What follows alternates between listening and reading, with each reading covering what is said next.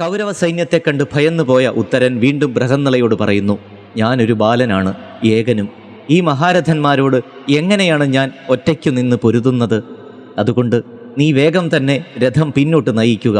ഉത്തരൻ്റെ ഈ വാക്കുകൾ കേട്ട് ബൃഹന്നള എന്ന അർജുനൻ പറഞ്ഞു, കുമാരാ, നീ ശത്രുക്കൾ പരിഹസിക്കുന്ന അത്രയും ഭയന്നുപോയല്ലോ. സ്ത്രീകളുടെ ഒപ്പമിരുന്നപ്പോൾ അവരുടെ മുന്നിൽ വച്ച് ശപഥം ചെയ്തത് മറന്നുപോയോ? കൗരവരെ ജയിച്ച് പശുക്കളെ മടക്കിക്കൊണ്ടുവരുമെന്ന് സൈരന്ധ്രി പറഞ്ഞിട്ടല്ലേ എന്നെ നീ സാരഥിയാക്കിയത്? ഇനി കൗരവരെ ജയിച്ച് പശുക്കളെയും കൊണ്ടല്ലാതെ മടങ്ങിപ്പോരുന്നത് എനിക്ക് അപമാനമാണ്.